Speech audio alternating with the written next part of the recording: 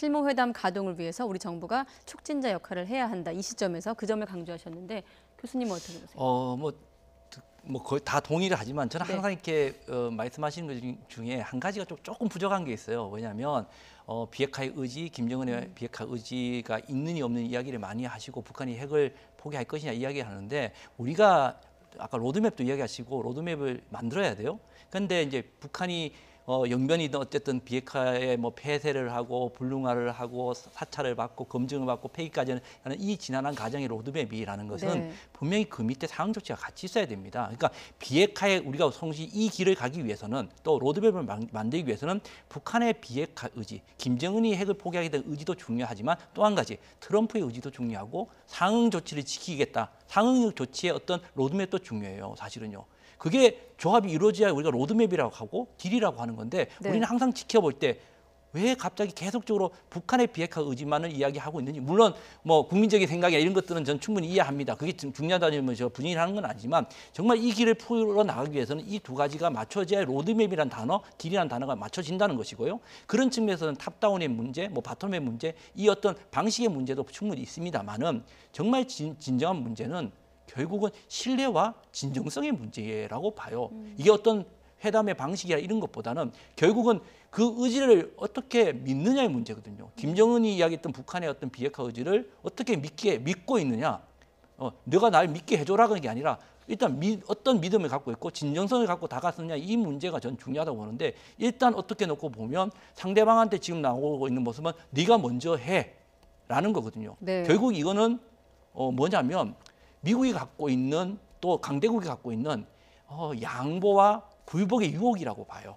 사실은요. 미국이 어떤 지금까지 있었던 제네바 합의부터 육자회담 이 어떤 북미 관계를 놓고 보면 네. 상당 부분 북한이 약속을 지키지 않고 신뢰를 어긴 적도 많습니다만은 그렇지 않고 반대쪽인 경우도 많거든요. 그런 측에서 본다면 우리가 진정 이 문제를 풀기 위해서는 어떤 방식의 문제도 중요하지만 신뢰와 진정성의 문제를 갖고 어떤 양측의 다의 어떤 의지를 만들어가는 과정. 또 앞서 말씀드렸지만 우리의 역할은 북한의 비핵화를 추동하고 북한의 비핵화의 어떤 로드맵과 이 진정성을 만드는 것도 중요하지만 반대로 미국이 갖고 있는 상응 조치를 북한으로부터 어떻게 신뢰하고 믿고 조금 너가 양보를 좀 더 하더라도 내가 분명히 미국으로부터 그 다음 조치를 받아서 상응 조치를 갖다 줄 수 있고 그것을 지키기 위해서 약속할 때 이런 상호 보완적인 이런 측면에서의 어떤 중재자와 어떤 촉진자 역할 또 그것을 지킬 수 있는지를 또 감시를 한다고 해야 되나요? 네. 유지를 할 수 있는 어떤 그런 역할을 하는 게 우리의 역할이 아닌가라고 생각을 합니다. 아무튼 지금 상황에서 어떤 불씨라고 해야 될까요? 불씨를 좀 살려내서 이 대화를 다음 회담으로 좀 이어가는 그 역할이 우리 정부 역할도 중요하겠습니다. 말씀하신 대로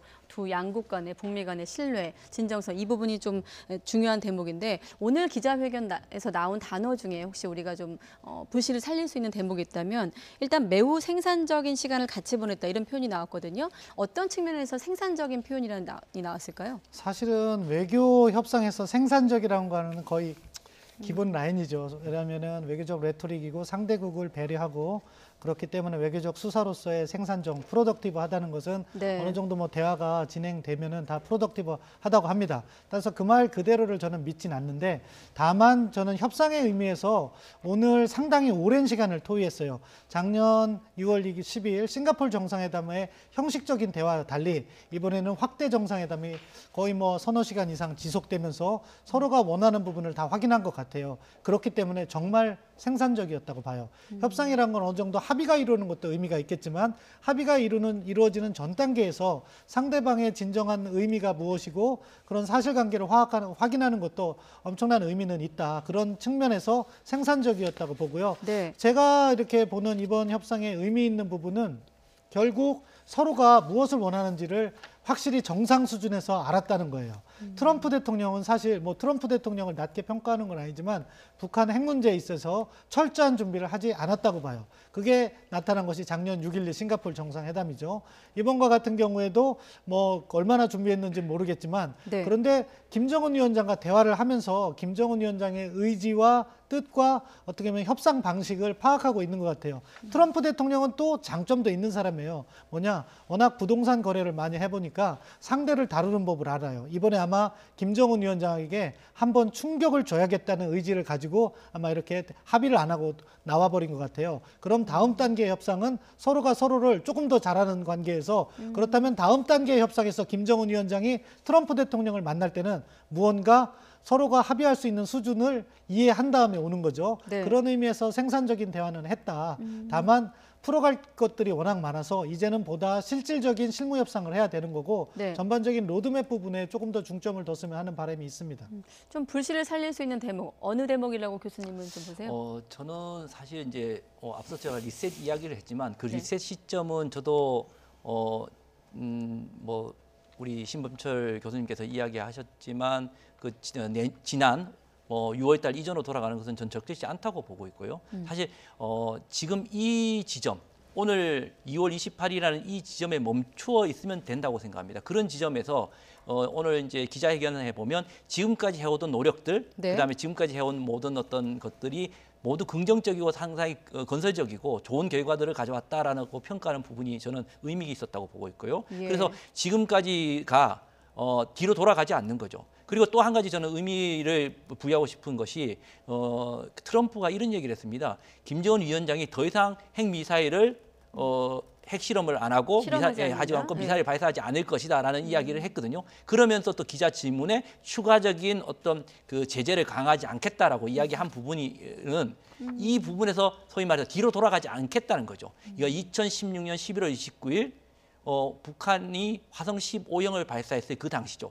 이 시점으로 돌아가서 리셋하는 것이 아니고 또 지난 6월 10일 싱가포르 수준으로 돌아가는 리셋이 아니라 저는 지금 이 순간까지 이룩했던 모든 것들을 소중히 하고 지금 이 순간에 멈추자는 것이고 오늘의 어떤 협상이 결렬됐거나 그 합의가 결렬됐다는 것이 아니라 저는 합의 유예라고 평가하고 싶어요. 합의 유예. 예, 합의문이 있기 때문에 사인을 하지 않은 거거든요. 그런 측면에서 지금 이 순간에 달려온 어쩌면 지난 한 1년 한 3, 4개월, 한 1년 2개월 동안 달려온 기차가 다시 출발점으로 돌아가는 것이 아니라 지금 현재 지점에서 멈췄다가 다시 연료라든가 잠시 지금 철길이 끊어져 있을 수 있거든요. 이런 것들을 좀 보수해서 다시 달릴 수 있는 이런 상황을 만들어주는 것들은 충분히 아까 말씀드렸듯이 트럼프가 한 더 이상 김정은 위원장이 안 할 것이다. 그래서 나도 더 이상 추가적인 확대를 안 할 것이다. 이런 것을 통해서 여전히 이 두 사람은 현재 시점에서 기차를 멈추고 뒤로 돌아가려고 하지는 않구나라는 어떤 긍정적인 메시지를 읽었습니다. 어떤 비핵화 플랜을 열차로 표현하셨는데 적어도 뒤로 돌아가는 건 아니고 지금 시점에서 그럼 지금 시점이라고 하면 최소한 싱가포르 회담 이후 정도로는 볼 수 있을까요? 예, 그 정도는 봐야겠죠. 네. 무엇보다도 트럼프 대통령 스스로 지금 상황에 만족한다는 이야기를 반복적으로 하고 있잖아요. 네. 내심이 어쩔지 모르겠지만 그것은 무엇이냐? 결국에는 대화를 이어가는 것이 과거 이렇게 북한에 대한 전면적인 압박 정책을 하는 것보다 미국 정책에 있어서 바람직하다는 인식을 하고 있는 것이고 그런 측면에서 북한의 도발도 저는 없다고 봅니다. 그리고 대화가 재개되는 시점은 비록 오래 걸릴지 모르겠지만 다시 대화가 재개돼서 서로에 대한 보다 나은 이해 하에서 네. 무언가 실질적인 진전이 있기를 기대해 봅니다. 네, 또 말씀 중에 청와대에서 또 한 가지 속보가 더 들어왔습니다. 문 대통령이 트럼프 대통령과 지금 1시간여 전에 전용기를 타고 미국을 향해서 출발한 트럼프 대통령과 통화를 시작했다. 앞서 청와대 김의겸 대변인의 청와대 입장이 좀 있었는데 이 통화 내용이 좀 전달이 돼야 또 다음 이야기를 나눌 수 있을 것 같은데요. 일단은 청와대가 문 대통령이 트럼프 대통령과 통화를 시작했다는 속보가 지금 막 들어왔습니다. 앞서 그 센터장님께서 어떤 실무 회담의 어떤 그런 거에 대한 촉진자 역할을 우리 정부가 해야 한다고 했는데 속보 나온 김에 다시 한번 좀 짚어주시죠. 예, 그러니까 지금 상황에서 정상 간의 탑다운 방식인데 이게 빨리 진전을 시키는 데는 도움이 되지만 한번 결렬이 되면 그 충격이 국내 정치적으로 모두 오래 남거든요. 네. 항상 리스크는 안고 있는 겁니다. 다만 그러한 상황에서 폼페이오 국무장관이 기자회견 과정에서 수준의 실무회담을 갖겠다는 이야기를 했어요. 그것은 북한과 미국 간에 유사한 논의가 있었다는 거죠. 아마 회의장을 떠나기 전에 그렇다면 이 상황을 어떻게 관리할 것인가에 대한 논의도 있었다고 봐요. 그런 차원에서 수준의 실무 협상을 합의한 것으로 보이는데 죄송합니다. 예. 그렇다면 그게 예상대로 개최가 돼야 돼요. 왜냐하면은 그게 잘못됐을 때는 이 대화의 동력이 상실될 수가 있어요. 왜냐하면은 정상 간의 불신이 싹틀 수가 있기 때문에 따라서 뭐 우리 정부 입장에서는 뭐 트럼프 대통령과의 통화 과정에서 폼페이오 국무장관이 실무 협상을 수준에 갖기로 한 것을 이야기를 들었는데 네. 그런 부분에 재개가 필요하다고 인식을 하고 그것을 위해서 한국 정부가 노력할 수도 있다. 뭐 그런 점을 이해해 달라 하면 트럼프 대통령도 사실 이 흐름이 한국 정부에 안 좋다는 건 트럼프 대통령도 알잖아요. 우리 정부가 대화를 조금 더 촉진하고 싶어 했으니까. 네. 그렇다면은 미안한 마음에서라도 문재인 대통령의 그러한 요구사항을 수용할 가능성이 있는 거예요.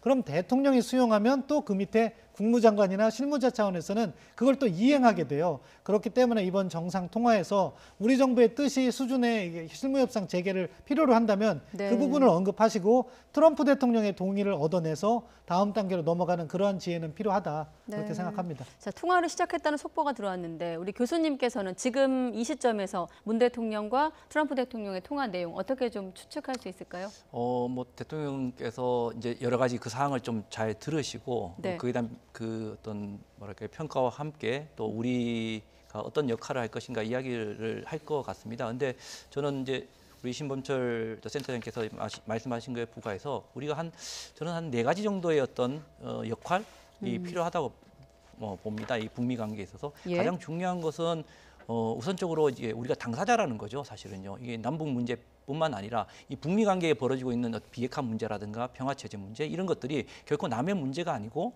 우리 남쪽이 주인이고 한반도의 주인이라는 거죠. 그래서 네. 이 문제에 단순한 우리가 중재자가 중재자가 아니고, 아니라는 예. 거죠. 가장 먼저 서야 되는 게 이 문제의 주인의식을 갖고 그 주인의식의 가장 큰 표현이 이런 걸 생각합니다.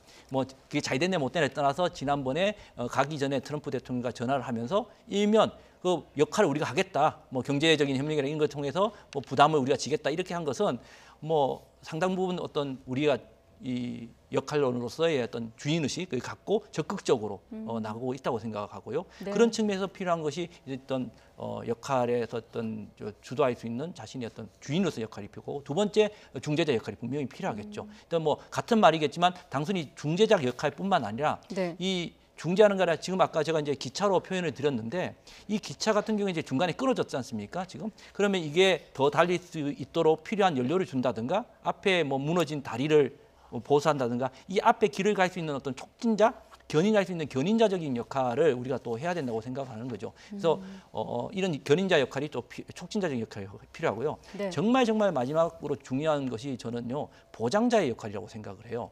이제 누차제가 말씀을 드리지만 네. 양쪽 다 합의하는 것에 대해서 가장 중요한 것은 결국 진정성과 이 합의를 지키는 문제거든요. 그러니까 북한한테도 미국한테도 양쪽 다 한 약속을 지킬 수밖에 없다는 것을 미국한테도 북한의 약속을 지킬 수 있다는 것을 보장해주는 보장자 역할을 하고 미국의 어떤 약속도 북한한테 약속을 지킨다는 보장자적인 이런 어떤 뭐랄까 자기가 주인이고 또 중재를 하고 또 견인을 촉진을 하고 이것을 또 보장할 수 있는 이 4대 역할을 하는 것을 우리 대통령께서 명확하게 좀 우리 트럼프 대통령에게 좀 자신 있게 또 당당하게 또 그렇게 말씀해 주실 수 있을 거라고 저는 생각을 합니다. 네. 아무튼 뭐 지금 조금 전 들어온 속보에 의하면 청와대가 문 대통령이 트럼프 대통령과 통화를 시작했다. 통화 시간이라든지 통화 내용은 잠시 뒤에 또 들어오면 다시 한번 확인을 해보도록 하겠습니다. 오늘 기자회견장을 보니까 폼페이오 국무장관도 같이 함께 하지 않았습니까? 앞서 확대 회담이라고 했죠. 확대 회담에도 양쪽에서 이제 외교 안보 컨트롤 타워가 다 총 출동을 했는데 앞으로 남은 실무 회담 또 고위급 회담에서 좀 구체적으로 어떤 인물에 좀 주목을 해야 할까요? 누구의 역할이 중요한 겁니까? 지금 상황에서는 스티븐 비건하고 김혁철의 만남이 이루어져야 되니까 그 둘의 만남이 중요하겠지만 실무 라인. 그래도 예. 가장 중요한 건 역시 정상입니다. 트럼프 대통령의 속마음은 사실 몰라요. 오늘 기자회견은 지금 당장 상황을 갖다 일단 모면하기 위한 발언이고 정말로 김정은 위원장에 대해서 네. 신뢰를 하고 있는지 또는 이 협상을 어떻게 가져갈 것인가에 대해서 어떠한 전략을 갖고 있는지는 언론에 이야기를 하지 않고 있죠. 또 거꾸로 김정은 위원장 저는 지금 개인적으로는 상당히 충격을 받았을 거라고 생각해요. 네. 왜냐하면은 이번에 어느 정도 합의가 돼서 적어도 금강산 관광이나 개성공단은 시작할 수 있을 것을 예상하고 온 것 같아요. 그래서 표정도 밝았고 오늘 아침 회의하는 부분에 있어서 기자들 질의에도 응답을 하고 그런 자신감 있는 모습을 네. 보였는데 이게 한번 이제 트럼프의 무서운 맛을 봤어요. 그럼 이 협상을 언제 다시 재개해야 되는지 정상 차원에서 탑다운으로 계속 가져가야 될 것인지 아니면 다시 이것을 갖다가 김영철 라인으로 내려야 할 것인지. 왜냐하면 어떻게 보면 북한에 있어서 최고 지도자, 최고 지놈의 위상은 상당히 높은데 네. 이런 것을 반복해야 되는가 하는 데에 대한 고민도 있을 거거든요. 따라서 제일 중요한 것은 역시 트럼프 대통령과 김정은 위원장이다. 다만 구체적인 비핵화 협상의 재개와 관련해서는 네. 다시 실무회담이 조속히 재개돼야 되기 때문에 예. 김혁철과 비건 대표의 역할이 중요하다. 그렇게 생각합니다. 네, 그렇군요. 자, 그러면 북한에 돌아간 김정은 위원장은 이 지금 상황을 어떻게 설명할 것으로 예상할 수 있을까요? 뭐 지금 상당 부분 여러 가지 상당 부분 사전에 이 간 것에 대한 이야기를 많이 했기 때문에요. 북한 주민들한테 이거에 대한 충분한 이야기를 해야 될 것 같습니다. 그런데 저는 김정은 위원장이 상당 부분 또 충격이나 내상을 입었을 거라는 어떤 추측도 가능하지만 트럼프 대통령이 아까 3단계 이야기 들었지 않습니까? 네. 그 협상이 결렬이 되는 그 순간에 박차고 일어나는 순간에 웬만한 배짱이 없는 사람들은 붙잡습니다. 사인을 해주거든요. 근데 결국은 사인은 안 해줬고 트럼프 대통령이 헤어질 때 어떻게 헤어졌냐, 박차고 나왔느냐는 질문에 그렇지 않았다. 우리가 그냥 건전하게 웃으면서 악수하고 헤어졌다라고 표현을 했거든요. 네. 그 말이 사실이라면 내심적으로 김정은 위원장이 어떤 생각을 하고 있었는지 모르지만 네. 또 상당히 어려움이 있고 힘듦이 있을지 모르겠지만 네. 그것을 받지 않고 돌아설 수 있다는 배짱은 분명히 있었거든요. 사실요. 그러면 그렇게 돌아서고 붙잡지 않을 때는 또 나름대로 돌아가서 뭔가를 명분을 만들 수 있는 플랜 B는 저는 만들어 놨다고 생각을 합니다. 그러니까 그런 것들 왜 그러냐면 지금 만약에 많은 사람들이 북한의 그런 양보가 필요하고 북한의 양보가 선제돼야 한다고 말씀하시는데 네. 오히려 그것이 그렇게 해서 만약 예를 들면 트럼프가 원하는 좀 더 업그레이드된 플러스 알파를 주고 김정은 위원장은 그렇지 못한 것을 받아갔을 때 김정은 위원장은 오히려 더 불리해 줄 수 있는 상황이 있어요. 왜 그러냐면 지난번에 싱가포르에 갔을 때도 그렇고요. 이번도 마찬가지. 여기 온 것, 그러니까 싱가포르에 간 거나 하노이에 온 것이 미국에 굴복하거나 제재의 압박이나 군사적 압박 때문에 온 게 아니거든요. 핵무기를 완성했기 때문에 명분상 어떻게 만든지 모르지만 어쨌든 그것 때문에 이 자리에 와서 미국의 대통령을 하노이와 싱가포르로 불러들여서 약속을 하고 받아낸 거거든요. 서로 이렇게 교환을 한 거거든요. 네. 그런데 돌아갔는데 그러한 성과를 없이 준 것만 많게 되면 오히려 여기서 받는 내상보다 돌아가서 받는 내상이 더 클 수 있다는 거예요. 지금 사실 북한 내부적 변화가 아주 다른 때하고는 다릅니다. 사실요. 그런 측면에서 보면 단순히 과거와 김일성, 김정일 시기와 같이 김정은 위원장이 자기가 모든 것을 결정할 수 있기 때문에 무조건적으로 양보를 하거나 내줄 수 있다. 이렇게 보는 것은 지금의 북한의 변화 자체를 조금 너무 쉽게 보는 것이 아닌가. 그런 차원에서 보면 김정은 위원장도 그 자리에서 잡지 않고 보내준 것은 또 다른 이유가 있고 또 다른 충분한 설명을 할 수 있기 때문에 가능했다고 저는 생각합니다. 첨언에서 한 가지 측면이 있어요. 김동혁 교수님 말씀대로 김정은 위원장이 의연하게 대처하고 전혀 문제 없이 다시 실무회담이 재가동될 수가 있다고 보고요. 그 가능성이 열려 있는 거고요. 그 반대의 경우를 또 예상하지 않을 수 없는데 그 반대의 경우라면은 다음 실무협상 대표가 김혁철이 아니고 다른 사람으로 바뀔 수 있다. 실무라인 변경 왜냐하면 예상할 북한 수 있다. 체제에서 지도자는 절대 실수를 하지 않아요. 완전 무결한 존재이기 때문에 그런 차원에서는 이러한 잘못의 회담 결렬의 책임은 사실은 이제 실무진에게 있게 되는 거죠. 그런 부분을 보면 김정은 위원장이 어떠한 인식을 하고 있는가도 저희가 간접적으로 추정해 볼 수 있는 거죠. 네, 김혁철 대미 특별대표 등 어떤 실무라인 교체 가능성까지 들어봤습니다. 김정은 위원장 또 베트남 일정이 3월 2일까지로 잡혀 있는데 또 이 부분에 대한 변동이 있을지 김정은 위원장의 어떤 동선이나 북한의 공식 입장은 또 추가 들어오는 데 다시 한번 알려드리도록 하고 일단 지금은 청와대가 문재인 대통령이 트럼프 대통령과 통화를 시작했다는 속보까지 조금 전에 나온 상황입니다. 오늘 두 분과 함께 오늘 2차 북미 정상회담 합의 무산 소식과 함께 앞으로 추후 또 전망까지 짚어봤습니다. 네, 김동엽 교수님 또 신범철 센터장님과 함께했습니다. 두 분 오늘 긴 시간 감사합니다. 감사합니다. 감사합니다.